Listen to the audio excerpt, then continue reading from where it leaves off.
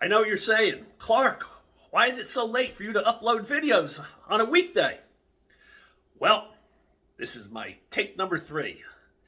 I've gotten through almost all the way to the end of 12-minute videos, and catastrophe has happened. And now we're starting video number 3. Good morning. It's the start of a new week. Let's rock and roll. You got that new 24-hour time period, a new 24-hour life. I think each day is like its own life to me. That's how it feels. I got a new 24-hour life. Let's see what can happen. It may not always be good. That's why I've been trying to build you up in all these videos so that you can weather the storms that come your way. It's not all going to be sunshine and rainbows all the time. So you're gonna have to face some struggles in this life. But I don't want you to crumble like I used to crumble all the time. I want to share some exciting news that I have decided to start a podcast. I have a studio near Wayne, New Jersey. I have a producer. It's going to be all official. It's going to be professional. It's not going to be me reaching into the camera here to start and stop all the time because my damn clicker/remote doesn't work. I was told old people call these clickers. So I want to be hip like the new generation and call it a remote. So my remote fails me constantly. So we're going to do a podcast. And I reached out to my first guest already, a lady with an amazing journey, amazing story. Wait till you hear this. And it's amazing transformation also. She's healing along the way with me. And I just want you to hear her story. And if you feel you have an interesting life, an interesting journey, an interesting past, reach out to me. Let's talk about having you as a guest. If you are in the throes of addiction, you can reach out to me. It doesn't have to be that you've healed yet. You can still be struggling, and we'll allow people to see the inner workings of those struggles when you're addicted. So, you could be the CEO of a corporation and reach out to me and discuss how you got to where you are. I think everybody's journey in life starts with their childhood. Whether good, bad, that childhood carries into your adulthood and affects you throughout your life. So I think, getting the inner workings of people's childhoods is important to see where they're at in life now and what their life has become. So we're going to venture into, your past. So I'm excited. Probably the end of February, I'll start filming. I got some minor things to set up. And I was thinking of the name of the podcast. And what do you think of this? Free Like Me. The podcast would be the Free Like Me podcast because I want all of you to be free like I am. You like it? Free Like Me. I think it's kind of catchy. Because that's the goal for all of us, is to free ourselves, isn't it? And on a regular basis, I have to work hard to stay free. I was a slave in the past to so many different addictions. I was a slave to my childhood abuse. The memories of that haunted me. And I want all of you to be free from your past trauma, from your addictions, from your failures, from your grief. And that's what the podcast is going to be about, freeing us all up so we can have a more purposeful, enjoyable life. There's always going to be heartache, but I'm also trying to strengthen you so you can face those heartaches. And I have to do a whole regimen every day. My puzzle fits together that keeps me on the path I'm on, keeps me motivated, keeps me going after goals, keeps me sober. And all of those pieces have to fit together. If one piece suddenly doesn't fit, it affects all the other pieces of the puzzle. And, so I give gratitude and thanks every day when I wake up. I am just thankful and grateful to be alive, to be sober, to be not in prison, to not be dead, to have loved ones and friends and all of you. And I Googled right before I started this, what's the benefits of being grateful and thankful each day? And it comes right up. It fights off depression and anxiety by changing the dialogue inside of you. So if you're racked with depression, you're racked with anxiety, instead of feeding into that, I keep talking about don't feed into your depression and anxiety. Try to be thankful and grateful for another day of life. And exercise, I can't get through to you the benefits of exercise. If you come to me and you say, Clark, I am racked with depression, I'm going to say, let's you and I bang out 300 burpees, and then I want you to tell me at the end of those 300 burpees how you feel.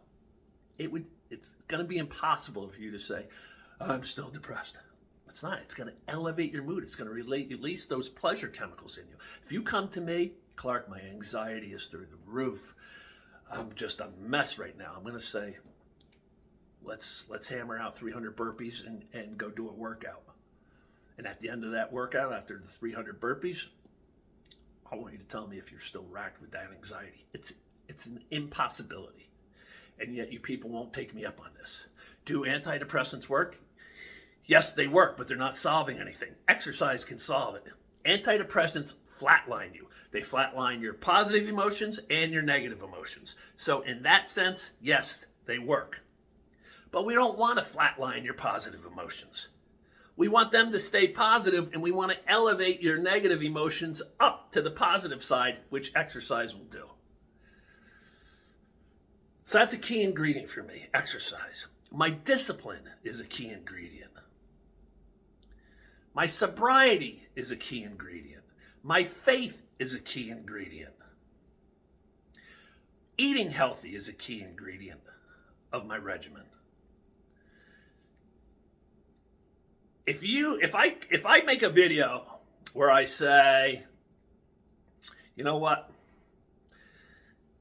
I'm tired. I just don't feel like exercising anymore. I did it for years. I'm done with it. I'm beat. It just ain't working anymore. If I say that to you on a video, and I say, you know what, I prayed to win the lottery yesterday. I bought a lottery ticket. And I didn't win. And you know what? This whole God thing, I'm done with it. If I say those two things, and then I say to you, you know what? I've been sober for 12 years. I'm good. I can handle it. I'm going to start having a few cocktails at the end of my day. Look out, because the Clark train of the past is going to roar into town. They all have to stay together for me. And I had to hit such a rock bottom that it jarred my entire being awake to the point of, oh my God, I'm not only on the verge of losing my life, I'm on the verge of life in prison. I've completely self-destructed. What have I done? And I don't want any of you to get to that rock bottom that I hit. I want you to channel into that desire for a better life without having to hit the rock bottom I hit. That's what I try to do in these videos. Get you to channel that. I don't want you to sink to the depths I hit where your life is on the line, where you're facing life in prison, where you snort the wrong bag of dope and it's laced with fentanyl and that's it. Your flame is extinguished. Man, I don't want that for you. I don't want you to just be a miserable drunk every day after work because you hate your life. I want you to tap in to the joy of life, tap into the inspiration inside of you, tap into the desires for a better life, tap into your self-discipline, tap into your motivation. Let's get you sober, let's get you healthy, let's get you exercising, eating healthy, loving yourself, taking care of yourself. When I was locked up, there was dudes that would go to Bible study with me, and the words of this one guy, and many had this mindset. But this one guy, he was going to Bible study, and he came back from court one day, and he got sentenced to prison. And he was livid. And he comes back, what a waste that friggin' God thing is. He goes, I went to Bible study every week. He goes, and what good did it do? Now I got to go to prison. He doesn't realize that. He needs life lessons still. He's just using God as the lottery ticket scenario, I said. He didn't win his lottery ticket by getting out of prison. Prison actually saved my life. Being incarcerated saved my life. People left and right leave messages you shouldn't have done a single day in jail or prison. I needed that time. I needed to be away from my vices. I needed to be away from family and friends. I needed to learn to be on my own with my thoughts. I never could sit still in my life. I led a fast-paced life. I was constantly on the go because I was outrunning that pain. I didn't want to address it. And now it locked up. I finally addressed it. And guy after guy would be in there for a drug offense, and they'd be on their phones with their mother pleading for their mom to come bail them out. You got to bail me out. I would hear guys say, there's murderers in here. Smack. Man up. Realize, use that time for good. You can be incarcerated and come out more of a degenerate, which most do. You can increase your addictions while you're locked up. Every drug's available when you get to prison. Heroin is rampant. Or you can say, I'm ready to do anything and everything to take my life in a new direction. And that's what that punk who came back from Bible study was missing out. He just wanted God to be the lucky lottery ticket, and he didn't win the lottery, and that was it. I'm done with you. Well, maybe God knows what you need in your life. You need some time away from your addictions. You need some time to mature and to grow and to heal. And that's what I used it for. So everything is an integral part of my daily process to keep me on the path I'm on, because I know it's a very thin line to go back to the old lifestyle. And I don't want to go backwards. I'm charging ahead. Online coaching is coming. Now we're coming with a podcast. We got the book coming. We got the documentary coming. And where else it leads, I'm not sure, but I'm going to go. And I want all of you to go, and find that joy and purpose and meaning and goals and dreams that you're chasing. Complacency is a killer. Have a great day.